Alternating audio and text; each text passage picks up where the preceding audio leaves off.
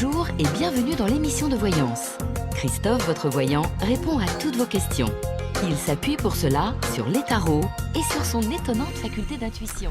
Bonjour à tous et bienvenue sur le plateau de l'émission de voyance.com. Eh bien, écoutez, voilà, je prends le relais, je suis là pour répondre à vos questions. Alors, qu'est-ce que je voulais vous dire? Je ne peux même plus faire de sieste.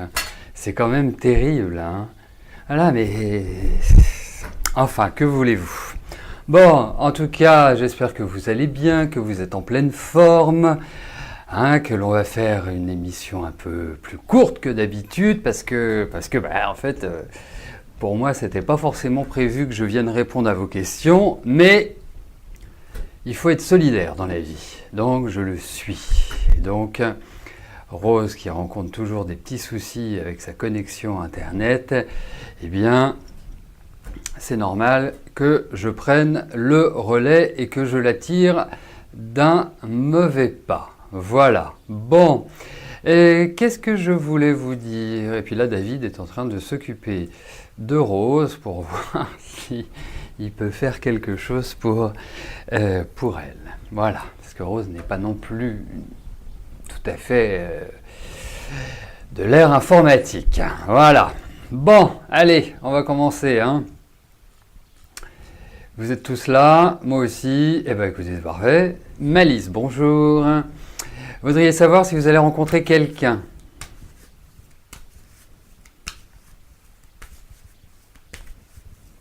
Allez. Voyons sur le plan affectif.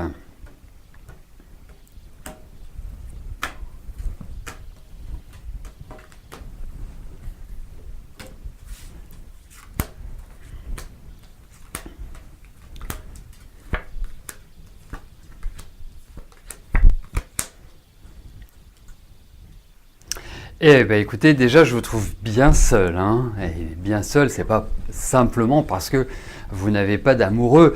J'ai quand même l'impression que votre parcours n'est pas idyllique sur le plan affectif.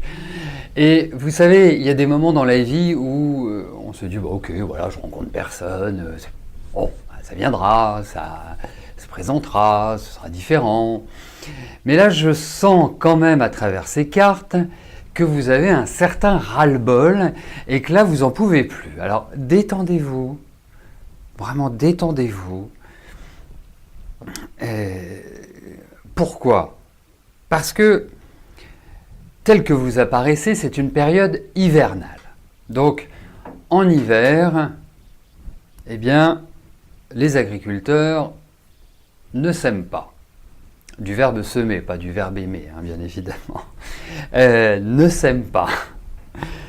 Il est important de toujours mettre en place des choses au printemps, hein, de les consolider en été, à l'automne de les récolter et en hiver de les jachérer. Je sais, jachérer n'existe pas, mais bon, on se sera compris.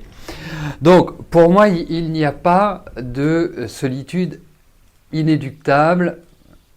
En même temps, je réponds à la question de Malice, mais elle n'est pas là. Hein, donc, je vais continuer. En plus, comment voulez-vous savoir que j'ai répondu à votre question si vous n'êtes pas là? À moins d'écouter tous les jours les émissions qui sont en replay. Vous voyez, il y a des choses parfois qui me paraissent quand même assez déjà inconcevables et puis assez illogiques. Voilà. Donc, pour vous dire, on va simplifier, vous allez rencontrer quelqu'un. Voilà.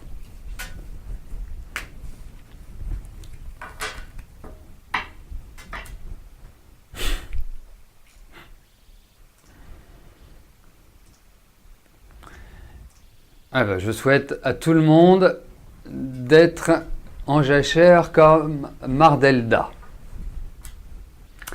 Allez, on poursuit.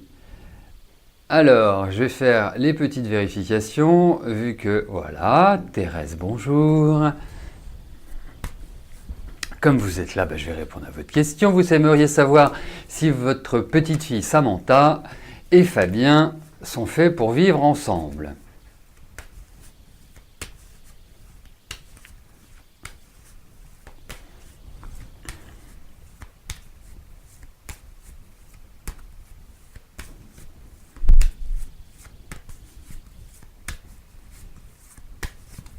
Allez,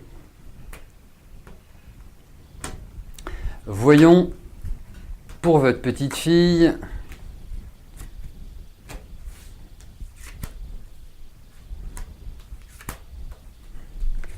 Ce qui ressort.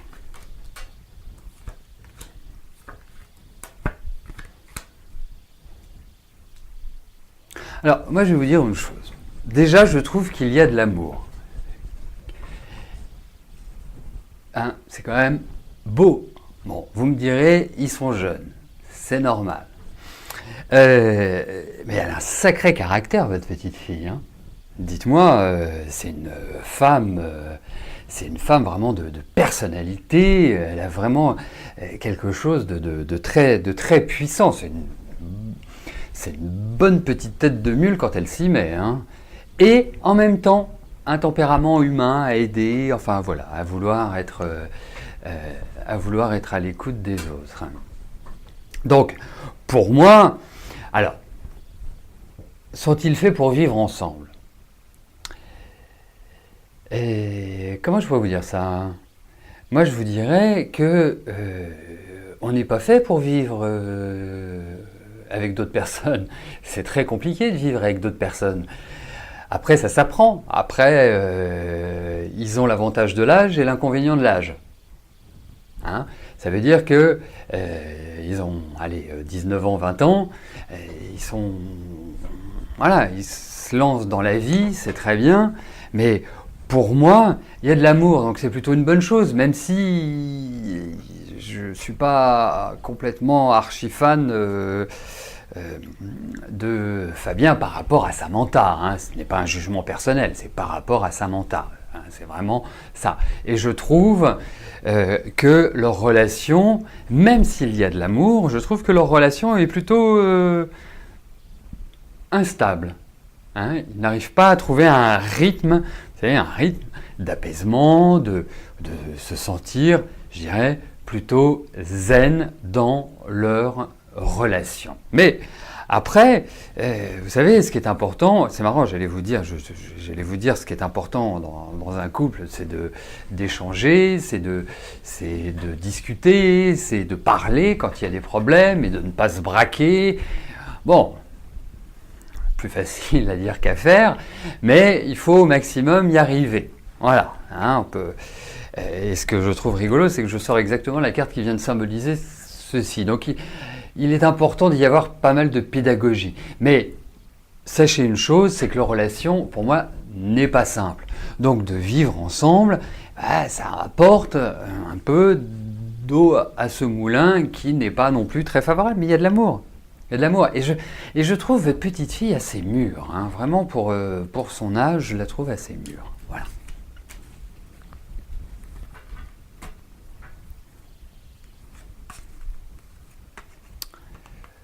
Hop. Vous savez, je vais vous raconter une histoire. C'est... en lisant, effectivement, on a l'impression que quand on est jeune, tout nous est possible, mais quand on prend de l'âge aussi, tout nous est possible. Il y a... je ne sais pas combien de temps, peut-être 3 semaines, 1 mois ou 1 mois et demi, je ne sais plus. J'ai une femme qui vient, qui affichait 80 ans, veuve,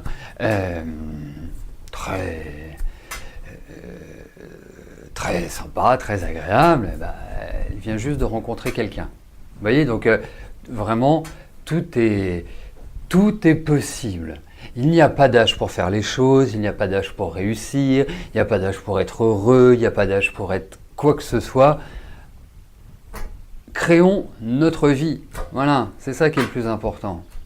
Allez, après cette minute philosophique, je vais passer à la question de Micheline. Micheline, bonjour. Que vois-je pour vos placements financiers bloqués? Allez-vous obtenir des nouvelles positives?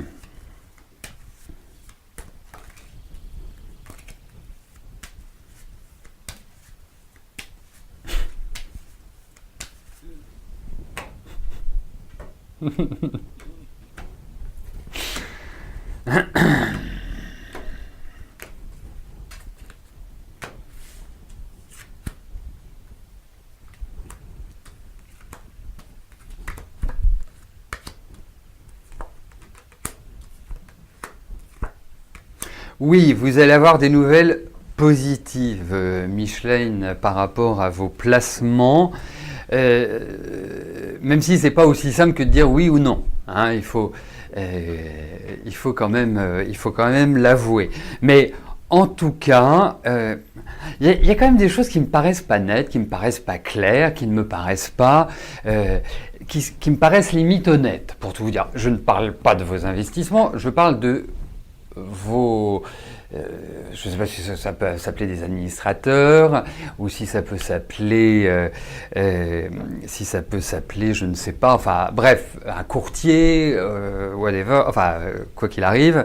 Mais en tout cas, oui, il y a des choses qui arrivent par rapport à ces placements. Et je pense qu'il y a des choses qui vont vous faire extrêmement plaisir.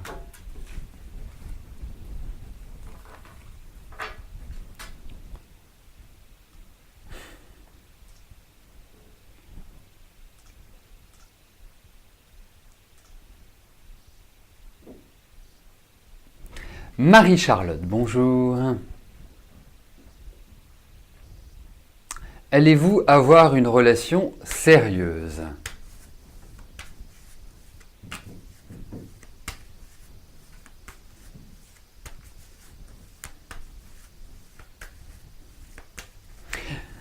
Alors, voyons cela. Voyons sur le plan affectif ce qui ressort.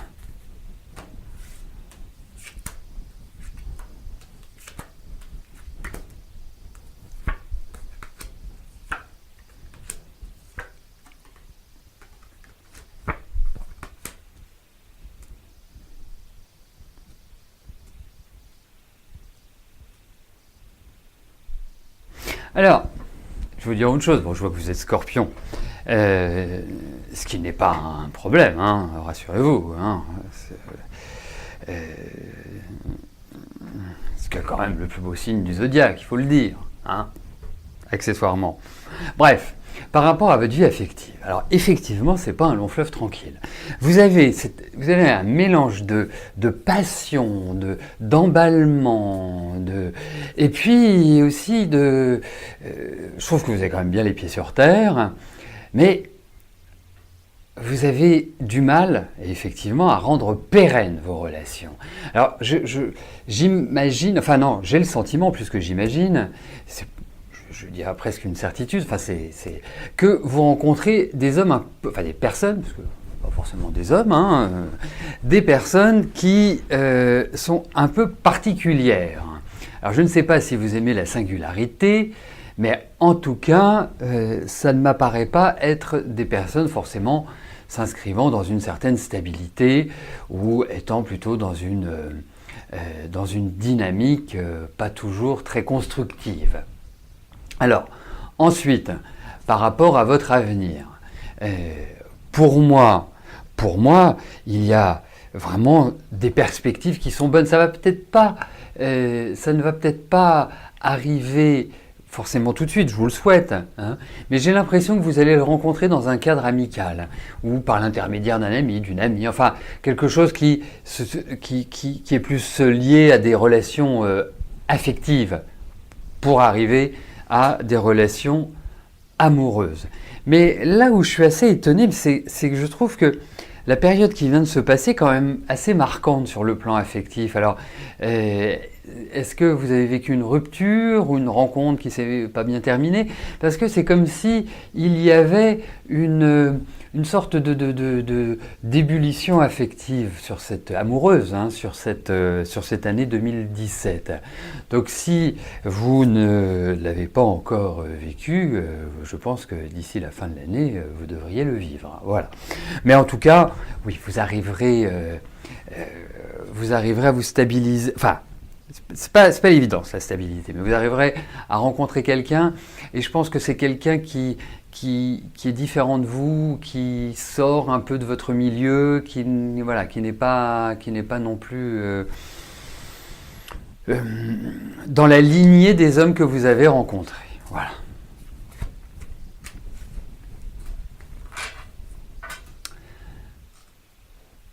Christelle, bonjour.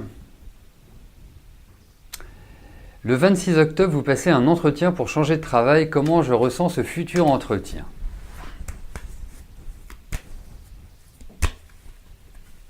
Alors, je vais vous faire une globalisation. C'est que pour les poissons, les scorpions, les cancers du premier décan, pour l'instant, profitez de ces moments-là, les moments sont favorables. Alors ça ne veut pas dire, Christelle, que vous allez réussir votre entretien, que vous allez être embauché et qu'ils vont vous payer 100 000 euros par mois. Mais en tout cas, c'est vraiment une phase, et ceux qui n'ont pas encore écouté le passage de Jupiter en Scorpion, je les invite à le faire, c'est l'émission de jeudi dernier.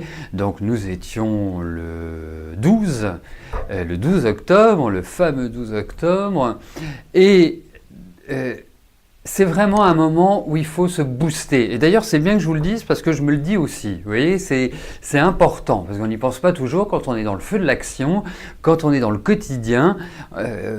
On peut se laisser bercer par les événements et c'est vraiment le contraire qu'il faut faire pour les scorpions, les cancers et les poissons du premier décan dont vous faites partie. Christelle. Allez, voyons par rapport à votre rendez-vous du 26. Donc déjà, c'est plutôt pas mal comme première approche.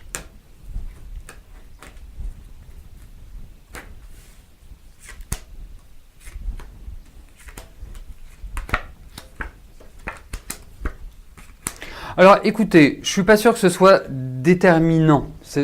Déterminant. Je pense qu'il y a quand même si vous y allez avec une envie, je ne suis pas sûr que ça puisse se concrétiser maintenant. J'ai pas cette impression-là. Moi, je perçois effectivement des changements, des choses qui vont évoluer, mais ça ne me paraît pas être tout de suite. Donc, ce rendez-vous n'est pas un rendez-vous, entre guillemets, déterminant, définitif. C'est un premier pas. Je pressens plus des changements l'année prochaine. Voilà. Parce que, et pourtant, vous rongez votre frein. Mais j'ai plus l'impression que 2018 sera plus propice à ce changement et à cette évolution professionnelle. Voilà, écoutez, nous arrivons au terme de notre émission. Je vais pouvoir retourner à ma sieste. Non, c'est une plaisanterie. Je vais pouvoir retourner à mes occupations. Je vous souhaite à tous un excellent week-end et bien évidemment, nous nous retrouvons dès lundi pour de nouvelles voyances gratuites en direct. D'ici là, portez-vous bien et je vous dis à plus tard. Merci, bye bye. N'oubliez pas que du lundi au vendredi, à partir de 13h30, je réponds en direct à vos questions sur le site de l'émissiondevoyance.com et j'aborde avec vous tous les sujets qui vous tiennent à cœur.